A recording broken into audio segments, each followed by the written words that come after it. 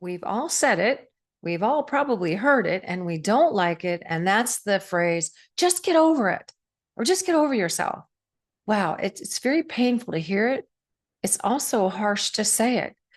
Can you imagine walking into a therapist's office and having them say, just get over it? No, we help people get through it. We help people to transcend pain, to transmute it into something else. Sometimes we can't. Their pain is pain.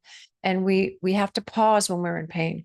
We have to take time to process pain, process fears, process trauma. It's processing. It seems like a psychobabble word to say processing, but we process everything every day, everything. So when you say just get over it to somebody, it's a cute thing to say if you're being rude or harsh, but it's also, and I did the research on this, it also means I'm not interested. I don't want to hear your stuff. I just want you to listen to me. Or they just don't ever want to hear it. So you can check in with yourself. Are you trauma dumping? Have you said too much for too long about one thing? You can check in with yourself on that. But if you haven't, and you're just sharing in conversation, and you're not trying to one up somebody, you're just sharing. When you're talking to a friend, it's very different than a therapist. When you're talking to a friend and you're sharing and you share things that have happened, it's not one upping or saying just get over it. We say, oh my gosh, I really feel with you. Something similar happened to me. How can I help you? And we're sharing. We're trying to help each other understand each other. That's not trauma dumping. That's sharing. Trauma dumping is when you just dump on somebody else and they try to tell you something. And you say, just get over it.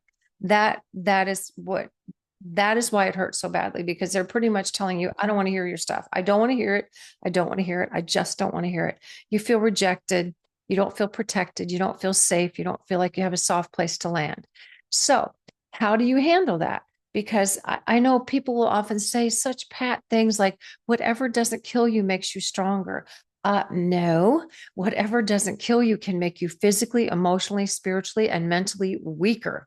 It can wreak havoc on your immune system. It can be physiological.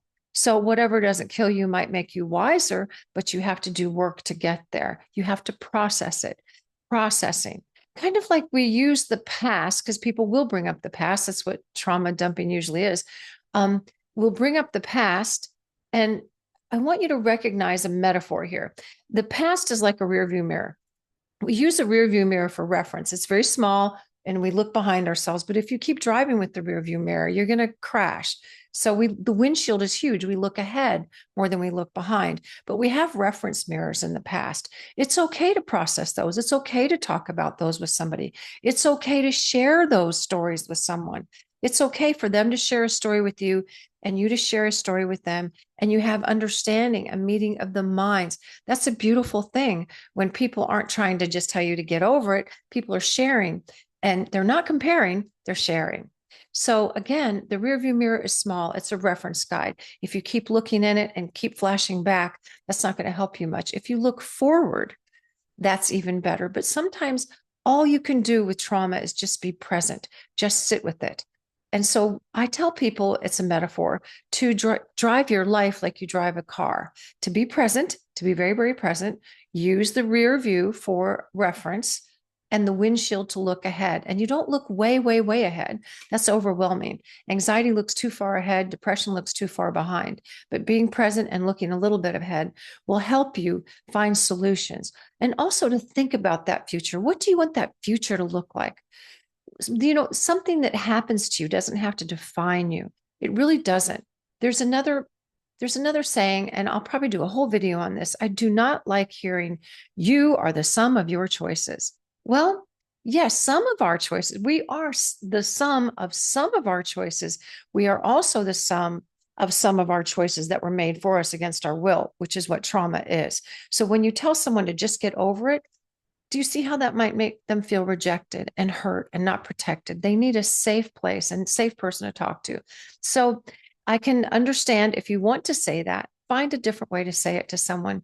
And if you do need to get through something and you need to talk to a professional, please do, because they will never tell you to get over it. They'll ask you, how can I help you get through it? What happened to you? And what did it cause you to feel? What did it cause you to think? How did it change you? And how can I help you move forward? And how can I help you sit in the present, especially when there's grief issues? It helps to just sit in the present. I wrote a song one time called Broken Glass, and it's just what we do with broken glass. We just sit there, nobody move, right? That's the first thing we say when glass breaks is nobody move. You kind of assess the damage, start sweeping inward very delicately. And even after many years of sweeping, you'll still find little shards of glass everywhere. So give people a break if they bring up something from the past. If they're not just trauma dumping on you, give them a break and don't tell them to just get over it. And I hope you get through whatever you need to get through. And whatever made you watch this video, I hope that you get through things for yourself and that you understand that people may just not want to hear what you have to say. And that's not a safe person to talk to. So to find safe people to talk to, know who you can trust, who you feel yourself around. And I hope that you do find some solace in knowing that you can get through things. You can transcend them. You can transmute them into something more purposeful, but you need to be at peace with yourself and move forward with great deliberate steps to make yourself feel better. And nobody around you should make you feel worse or horrible, because trauma can make you feel separate from other people. But you'll be around helpful people, especially that's what support groups are for. People understand without even hearing the whole story, without hearing what you have to say, they know you've been through something like they've been through, and there's camaraderie in that. So I hope you find this helpful. And no, you don't have to just get over it, but get through it and take your time and do it at your pace. I wish you well.